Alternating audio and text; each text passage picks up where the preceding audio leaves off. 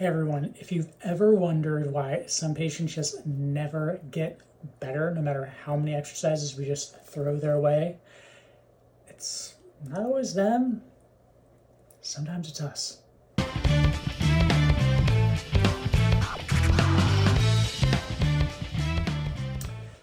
Today we're breaking down my top 6 PT pet peeves regarding home programs.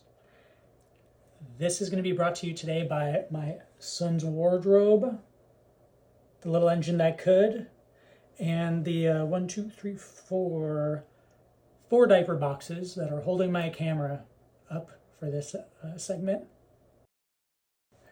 So, pet peeve number 1.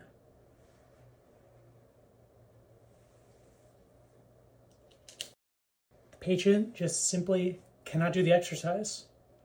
So here's a classic example I think of. Patient comes in for balance training, let's say, and this is the first time I'm seeing them, and there are a few visits in perhaps, and I ask them to demonstrate some of their exercises, and they present some that are like, oh, that looks great, and then they share like, well, here's one I've been practicing, but it just doesn't improve. And they go to balance on one leg, and the whole time they're just repeatedly recovering from that single limb stance after 1, maybe 2 seconds of being able to accomplish it. And they're doing this potentially like 30, 50 times, it seems. And essentially, we're kind of talking about eventually that we're not looking at improving balance here. We're looking at falling gracefully. So at this point, their nervous system is just rehearsing the fall from grace here, if you will, and learning how to recapture balance, which is a great skill, but oftentimes it's utilized as an intervention to improve balance. So, of course, the onus here is let's shrink down or regress the exercise a little bit so we can keep to the goal of improved balance, but perhaps help guide them modulating it in such a way that helps them be successful and actually works towards the goal of improved single limb stance. This next one is a huge doozy for me.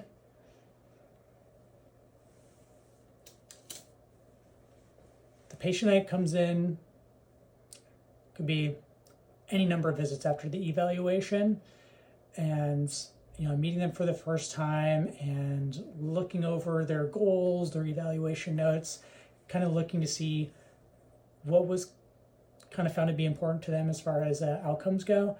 And just to find that when I ask about, hey, tell me about your home exercise program, your modifications for your activities of daily living, your ADLs, tell me about that. And the reply is, well, I just didn't get anything. And, in my mind, of course, I kind of imagine, I give the benefit of the doubt, and I say, well, I'd imagine there's something given because I see it documented, but what I see that kind of occurs is like, oh, here, let's review these few exercises, and you got that right? You'll remember those? Yes? Perfect, good. All right. Well, as you can imagine, just like happens with us, for our patients, this is kind of brand new territory, goes in one ear and out the other, and it's not a motivation or failure on them, it's a systems problem. We didn't set them up for success. So, if the plan only exists in our head, it's certainly going to leave theirs and disappear the moment they leave. So, please take a moment, always send them something home to recall their programming or activity modifications, whether it's paper, QR code, have you record it on their phone for them for quick reference, email them later. We have so many options with all the tech we have that there's no excuse to not provide them with the education to help them recall what they should be doing to be productive during their plan of care. So this should just be an easy one to avoid, folks. Please. Here's one that gives me like the creepy crawlies under my skin, and it's the day 1 that looks like week 6. And what I mean by this is I see kind of like what they're given. This might be the person who comes in with their folder and they have their program from the get-go, and we're like so many weeks in, whatever it might be, and they show me what they're doing today, and it's the same piece of paper or the same email, same list, whatever it might be. And if our objective here is to create change, then something better change in what we're doing week to week. So whether we turn the dial up on range, load, tempo, the context of the exercise, the selection of the exercise itself, something's got to move on, or else we're just flatlining our patients and expecting change to occur with many of our objective goals that we are aiming to progress. So what I personally like to do is I like to set the stage for having particular benchmarks that are well understood and objective for the patient to take home. So this might be when you can do this exercise at this amount of maybe sets or rounds throughout the day, and I give them a range of repetitions. And when you're able to do this many on the top end of the range for repetitions, that's the indication to come in and let me know, hey, Brendan, I'm ready to move this train along and progress because I feel more coordinated, I feel stronger, my range is improved, whatever it might be. Guide them to know, like, when is it appropriate to progress. They need to know these things, because if we don't tell them, they're sure not going to just know on their own. And we got to make sure that they're moving towards their goals. Moving on to pet peeve of home exercise programs, number 4.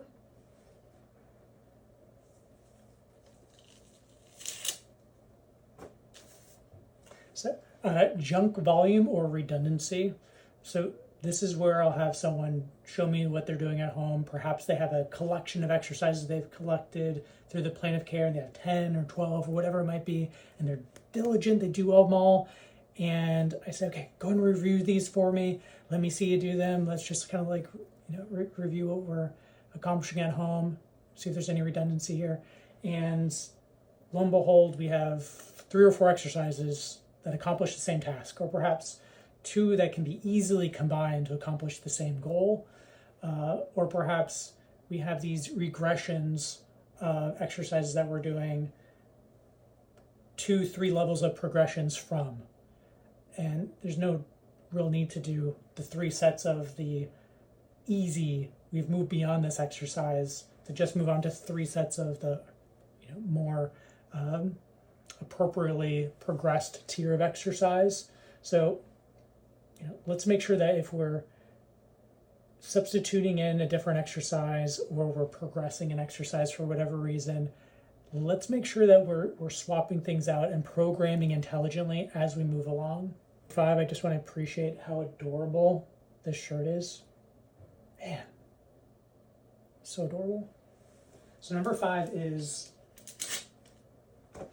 not necessarily deciding on interventions that could better reflect what our patient's trying to get back to. So, for example, looking at the individual who wants to be able to feel better balanced, being in perhaps a half kneeling or tall kneeling position on the floor to play with their grandchildren. And we look at programming something for balance, because the concept of proprioception comes to mind, and so on and so forth. And so we give them, let's get into a tree pose or a single limb stance or a romper, whatever it might be, based on how we might have scored low on an item from the Berg or the functional gait assessment, so on and so forth. And then we kind of completely overlook the low-hanging fruit of, hey, can this individual safely get to a half kneeling / kneeling position? Oh, they can? Let's have them start there. Let's work on some exercises in that environment where the context meets the goal, versus just going off of the concept of balance or proprioceptive training in and of itself. I know we're better than that, folks. I know we are. The one we've all been waiting for. Number 6. I think this one's a goodie. It's the person who comes in and says, I do them when I can. That's one of my favorite kind of detective opportunities. So that just invites the question, well, what's getting in the way? Is it running out of time, lack of energy? Are we in pain? So we just deter ourselves from the exercise? Is it the setup, our environment, the context that we're working within? What's getting in the way? And if we never ask these questions, then we could just have an individual be performing very underdosed therapeutic interventions and just stalling progress. So, in these cases, it's important to ask and look at, what are the barriers? If it's a time issue, can we look at programming, make it more concise? Is it an energy issue? Is there a way that we can shift around or perhaps ask questions in regard to, what modulates this person's energy levels? Do they have poor sleep? Do they have increased stress and have poor management of that stress? Is it that, they're trying to do these exercises in an environment that doesn't make sense for them, and we just have to figure out how can we modulate this based on your reality versus just going along day to day, visit to visit, and not asking these questions. We really got to get to the crux of our patients' issues here, so we can help them progress to the quality of life that they're looking to achieve, and see us as the experts towards this movement. So in closing, I just want to share, if we're not assessing, we're essentially guessing, and that's not entirely skilled. So, we want to be the leaders of movement, the leaders of wellness, improving quality of life for our patients. And so instead of, thinking of all this in regards to just compliance blindly, like we got to approach this with curiosity and look at ourselves and see, like, are we doing any of these aforementioned pet peeves of mine? And we really got to kind of think about, how are we representing ourselves, not just to our patients, but to their loved ones and their providers, their other care providers, who are observing from the outside how they're progressing through the stages of their rehab process. Appreciate your time. Can't wait to talk to you again. So, ciao for now.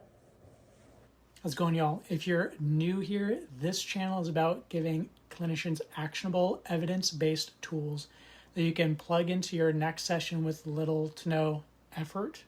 Cheat sheets, templates, frameworks, stuff like that, that actually works in a real-life clinical setting.